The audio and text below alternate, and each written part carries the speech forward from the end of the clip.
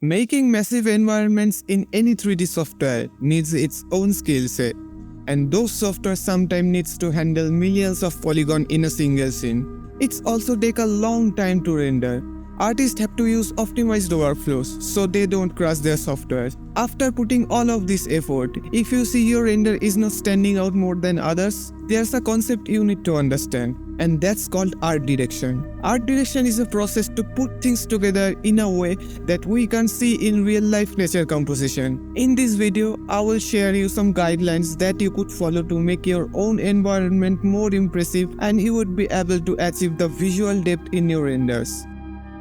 First, start with the composition. To make things impressive, you can't slap anything anywhere. You have to arrange things logically. So how could you know which things to put where? That's why you need to study reference images and try to understand how they arrange different elements in the environment. Let's break down an image. The base of this environment is the landscape, which is covered with a dense forest. Next, we can see man-made structures, a waterfall, and a river flowing from below. For capturing environmental shots, a wide-angle lens is a great choice because it fits a lot of visual interest in the frame. If you use an aspect ratio of 21:9, it gives a cinematic touch in your composition. In other type of scenes, you could have multiple light sources that light up the entire environment. But in an open environment, there is only possible light source, and that is the sky. I saw a lot of artists using a specific type of sky composition. One side of the sky is covered with clouds, and other side is clear. It means light could come from only one side.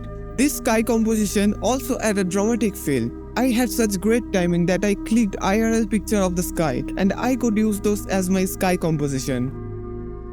Lighting is not always adding a sunlight. Lighting is to highlight only those parts that you want to show the viewer. You have to drive the viewer's visual attention. Lights could be divided as primary and secondary. Primary lights are those that illuminate the entire scene. Secondary are those that are used to highlight selected parts. In my case, I used a low-power blue area light as my primary, and 3 spotlights as secondary to highlight the selected areas.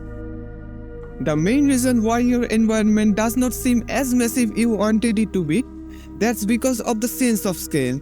If you include some man-made items in the environment, like house, birds, and humans, then the viewer could easily predict the size of the environment. Also, if you add a massive object like a mountain to the scene, it gives a true sense of scale to the fact that the environment is massive, because some of the objects can't even fit in the frame.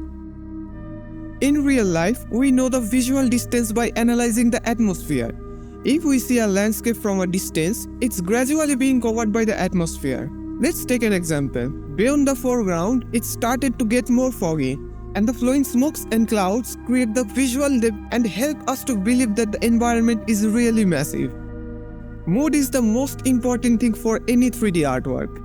If your scene has low lighting conditions, it kind of gives us a dark vibe, and the high lighting condition gives us a positive vibe. In my case, I mixed both of those vibes to create a unique look. For increasing the visual interest, first we need to color correct the entire render. Then we could color grade to match our mood for the image. And lastly, add a cinematic light.